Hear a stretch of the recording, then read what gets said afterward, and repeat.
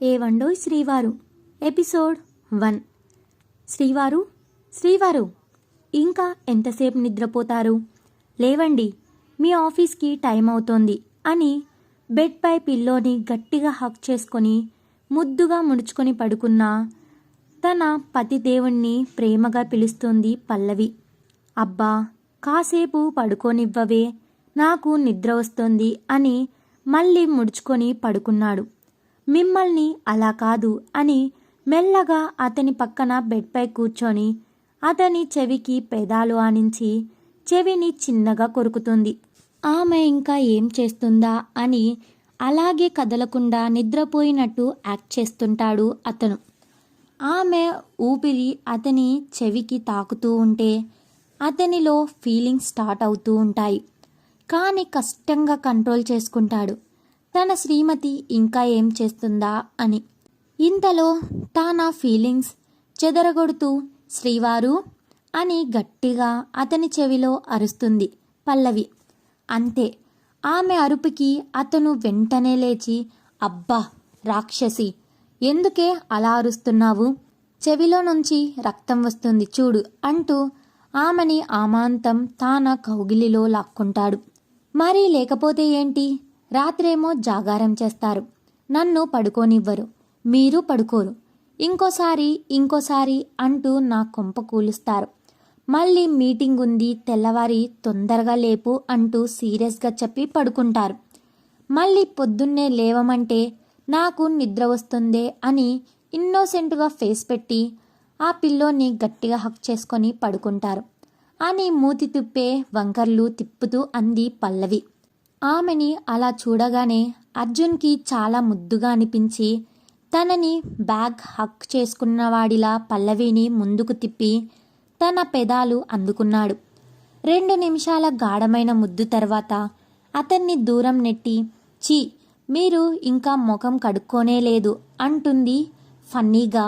అవును, 2 నిమిషాల ముద్దు తర్వాత తెలిసిందా తమరికి నేను మొహం కడుక్కోలేదని అంటూ పల్లవి నెత్తిపై ఒకటి మొటిక్కాయ వేశాడు. అబ్బా, ఇంక చాలు శ్రీవారు, మీకు ఆఫీస్కి టైం అవుతుంది, తొందరగా ఫ్రెష్ అవ్వండి అని అర్జున్ని వదిలి వెళ్ళబోతుంటే పల్లవి అని గారంగా పిలుస్తాడు అర్జున్. శ్రీవారు అంత ప్రేమగా పిలిచేసరికి డోర్ దగ్గర ఆగి వెనక్కి తిరుగుతుంది. ఏంటి శ్రీవారు అంటూ, అది మరేమో నా వీపుకి సోప్ పెట్టవా అని క్యూట్గా అడుగుతాడు. అతని క్యూట్ ఫేస్ చూసి ముద్దు వస్తుంటే కష్టంగా తన ఫీలింగ్స్ ఆపుకొని కొంచెం కోపంగా నటిస్తూ, అబ్బబ్బా ఎంత క్యూట్గా అడుగుతున్నారు, ఫస్ట్ మీ వీపుకు సోప్ అంటారు, ఆ తర్వాత నువ్వు తడిచిపోయావు, స్నానం చెయ్యి అని అరగంట స్నానాన్ని 2 గంటలు చేస్తారు. నాకు తెలుసు మీ వేషాలు, మీ పప్పులేం నా దగ్గర ఉడకవు. నేను ఆల్రెడీ పొద్దున్నే లేచి స్నానం చేసి పూజ చేసి మీకోసం టిఫిన్ కూడా చేశాను. సో గప్చుప్గా బుద్ధిగా స్నానం చేసి రండి అంటూ ముందున్న తన వాలు జడ వెనక్కి వేసి నడుం తిప్పుకుంటూ కిచెన్లోకి వెళ్ళిపోతుంది. అంత తిప్పకే విరిగిపోతుంది అని కుళ్ళుకుంటూ మొహం నల్లగా పెట్టుకొని భుజాన టవాల్ వేసుకొని రూమ్కి అటు సైడ్గా ఉన్న బాత్రూంలో దూరుతాడు. 15 గంటలో రెడీ అయ్యి డైనింగ్ టేబుల్ దగ్గరికి వచ్చి, శ్రీమతి గారు టైం అవుతుంది, బ్రేక్ఫాస్ట్ రెడీనా అన్నాడు. వస్తున్నా అని అతనికి నచ్చిన దోశని ప్లేట్లో పెట్టి చిన్న పిల్లాడికి తినిపించినట్టు తినిపించి నుదుటిపై ముద్దు పెట్టి హ్యాండ్ వాష్ చేసుకొని అతనికి లంచ్ బాక్స్ అతనికి ఆఫీస్ బ్యాగ్లో పెట్టి అతని చేతికి ఇస్తుంది.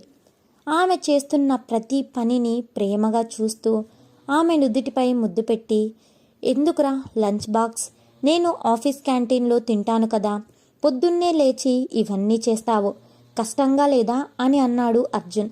అయ్యో శ్రీవారు, ఇందులో కష్టమేముంది, మనం ఇద్దరమే ఉంటాము, ఇద్దరి కోసం వండటం కూడా కష్టమేనా?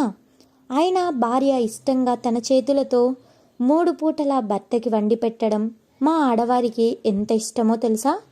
అలాగే మేము చేసిన వంట బాగుంది అని మీరు మెచ్చుకుంటే మేము ఒక అవార్డు గెలిచినంత ఫీల్ అవుతుంటాము తెలుసా అని అంటున్న ఆమెను ప్రేమగా కౌగిలించుకొని, బంగారం రా నువ్వు అని అంటాడు.